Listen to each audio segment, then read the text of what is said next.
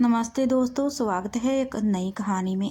अगर ये कहानी आपको अच्छी लगे तो लाइक, शेयर और कमेंट ज़रूर करें और चैनल को सब्सक्राइब भी ज़रूर करें।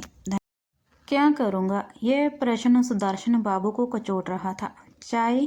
तभी उनकी पत्नी शांता ने उनकी ओर प्याला बढ़ाते हुए कहा, हाँ। वह चौंक कर बोले और प्याला थाम लिया। दादी, दूध। बड़े पोते की आवाज़ आई। लाती हूँ बड़े साहब, शांता ने मुस्कुरा कर कहा। मेरे लिए भी दादी, छोटे पोते ने मचल कर कहा। ओके छोटे साहब, ज़रा शेविंग करने के लिए पानी दे जाना मम्मी, बड़े बेटे की आवाज़ थी। अच्छा मम्मी, एक कप चाय दे दो, छोटे बेटे ने रियायती आवाज़ में कहा। अच्छा मम्मी, मेरा पेटीकोट कुर्सी पर रह गया है। बाथरूम से बड़ी बहू की आवाज़ आई। अच्छा देती हूँ मम्मी, छोटी बहू की आवाज़ आई। क्या है? देखिए, आपका लाडला कपड़े नहीं पहन रहा है, खुद भी लेट हो रहा है और मुझे भी लेट कर रहा है। छोड़ दो, मैं दूध लेकर आती हूँ तो पहना दूंगी। सुबह का समय था। सुदर्शन बाबू परिवार की चहल पहल से कट कर क्या करूँगा वाले प्रश्न का समाधान करने में ही उलझे हुए थे। मानसिक और शारीरिक रूप से स्वस्थ रहने के लिए किसी न किसी रूप से स्वयं को व्यस्त रखना जरूरी है। चाय की चुस्की लेते हुए वह सोच रहे थे। तब तक एक राह उपलब्ध थी। रिटायर होने के उपरांत कौन सी राह होगी? प्राइवेट नौकरी या अपना कोई धंधा? किंतु वह किसी निष्कर्ष पर पहुंच ही नहीं पा रहे थे। उनका ख्याल था कि उनका रिटायरमेंट परिवार में चर्चा का विषय अवश्य बनेगा। तब शायद कोई राह निकल आए। इतवार का दिन था। परिवार के सभी सदस्य टीवी के सामने बैठे थे। बड़े बेटे का 3 वर्षीय पुत्र शांता की गोद में और छोटे बेटे का 5 वर्षीय पुत्र सुदर्शन बाबू की गोद में बैठा था। सुदर्शन बाबू की नज़र यथावत टीवी के पर्दे पर थी, पर वह अपनी समस्या का ही समाधान ढूंढ रहे थे। मनपसंद टीवी कार्यक्रम देखने के बाद बेटे बहुएं अपने अपने कमरे में चले गए। दोनों बच्चे खेलने में मस्त हो गए। शांता जब रसोई घर में जाने के लिए उठने लगी तो उसकी नज़र गुमसुम बैठे सुदर्शन बाबू पर पड़ी। वह उठते हुए बोली, किस सोच में डूबे हैं जी? तुम्हें पता है ना कि मैं बहुत जल्दी रिटायर होने वाला हूँ। हाँ, मुझे ही क्या, परिवार में सभी को पता है। बस वह सहज स्वर में बोली, यह तो अपने लिए अच्छा ही होगा कि रोज की भागदौड़ से मुक्ति मिल जाएगी। उन्होंने तो यह अपेक्षा की थी कि वह गंभीरतापूर्वक इस समस्या पर बात करेगी, पर उसकी बात सुनकर वह हताश हो गए। परिवार के सभी सदस्य रात्रि का भोजन एक साथ ही करते थे। शांता के विचार तो वह जान ही चुके थे। बेटों बहुओं के विचार जानने के लिए उन्होंने यह बात छेड़ दी। तो अब आप किस लिए चिंतित हैं पापा? बड़ा बेटा उनकी और ये प्रश्न उछालकर चुपचाप खाने लगा। हाँ और क्या, उस प्रश्न का शोर संभालते हुए छोटे बेटे ने कहा। अपनी गृहस्थी तो बिल्कुल व्यवस्थित है। अब आपकी उम्र भी आराम करने की हो गई है पापा, बड़ी बहू ने मधुर स्वर में कहा। हाँ पापा, आपने बहुत खट लिया, छोटी बहू ने कहा। अब हम 4 कमाने वाले हैं, फिर चिंता किस बात की है? सुदर्शन बाबू के होठों पर एक कुट मुस्कान बिखर गई। यह लोग आर्थिक पक्ष को ही महत्वपूर्ण मान रहे हैं, वह सोचते हुए खा रहे थे। क्या यह जीवन में केवल पैसों के बल पर चलता है? पैसा रहते हुए भी क्या जीवन में धुन नहीं लग जाता? आराम करने का मतलब यह तो नहीं होता कि निष्क्रिय होकर बिस्तर पर पड़े रहो। उन्होंने कनखी से शांता की ओर देखा। वह स्वदा मौन थी। आखिर वह दिन आ ही गए पहुंचा जिस दिन सुदर्शन बाबू को रिटायर होना था। वह उदासी और खुशी के दोहरे पर खड़े थे।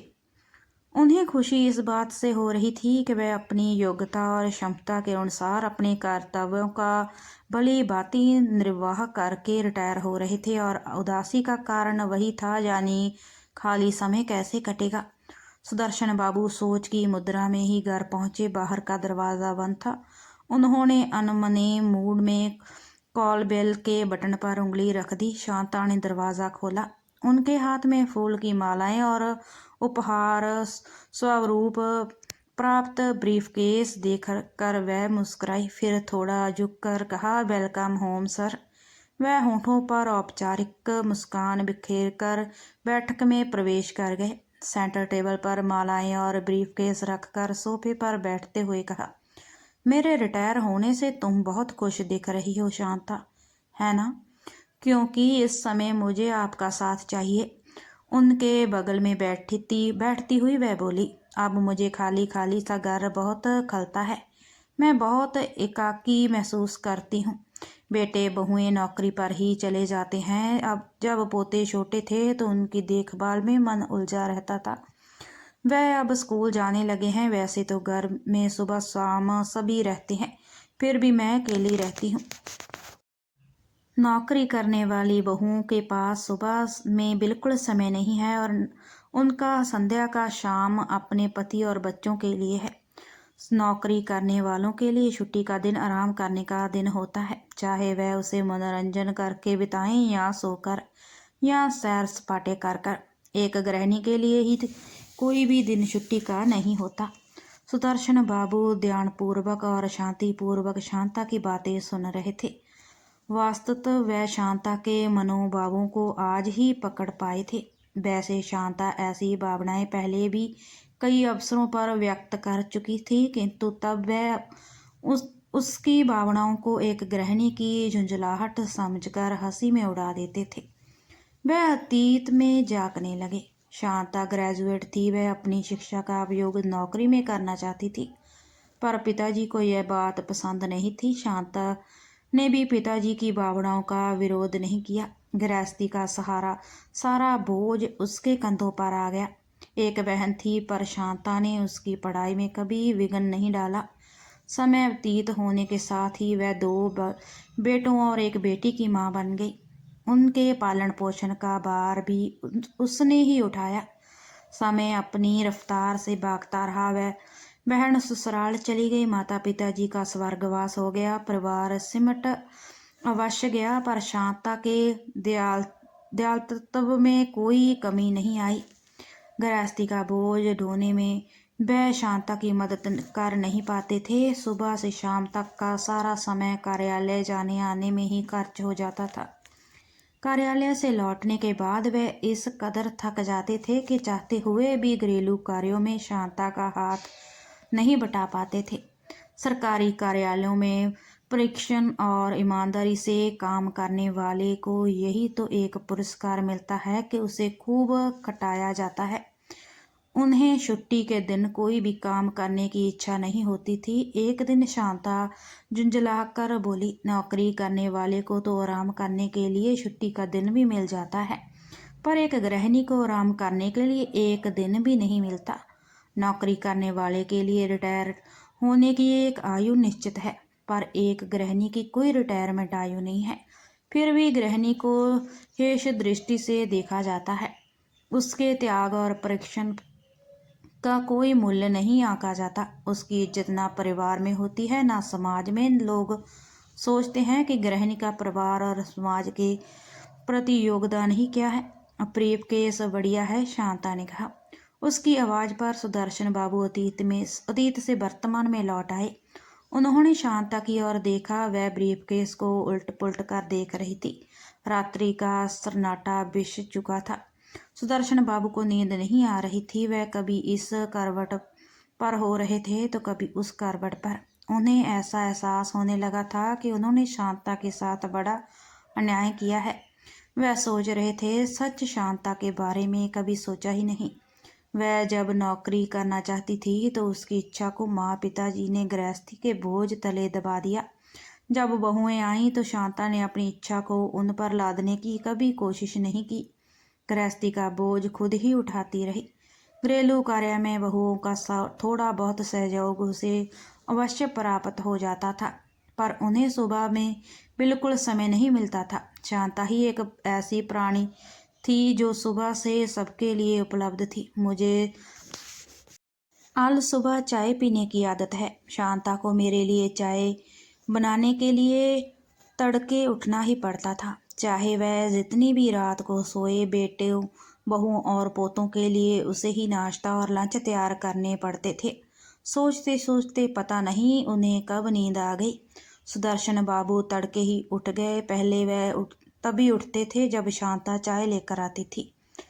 उन्होंने शांता की ओर देखा। वह आज बड़े इत्मीनान से सो रही थी। उन्होंने उसका ललाट और हाथ छू कर देखा कि कहीं उसे बुखार तो नहीं, पर सब कुछ ठीक ठाक देखकर उन्हें बड़ा सुकून मिला। वह स्वयं चाय बनाने के लिए रसोई घर में पहुंच गए। आज वह बहुत दिनों के बाद रसोई घर में गए थे। जब से बहुएं आई थी उन्हें रसोई घर में जाने का मौका नहीं मिला था। उन्हें चाय चीनी ढूंढने में कोई परेशानी नहीं हुई।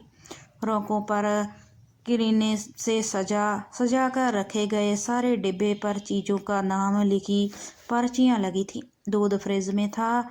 अलग सुबह शांता सिर्फ 2 प्याले चाय बनाती थी, एक अपने लिए, दूसरा सुदर्शन बाबू के लिए। बाद में सभी के लिए चाय बनाती थी। कभी शांता बनाती थी तो कभी कोई बहू। आज उन्होंने सभी के लिए चाय बना दी और एक प्याला चाय लेकर वह रसोई घर में ही खड़े खड़े सुड़काने लगे। वह चाय पीकर प्याला सिंक में रख ही रहे थे कि बहू आ गई। रसोई घर शिगर में उन्हें देखकर वह आश्चर्य से बोली, आप किचन में क्या कर रहे हैं पापा? आज मेरी नींद सवेरे ही टूट गई कांता बेटा। वह हंसकर बोले, मैंने कभी ये चाय तैयार कर दी है।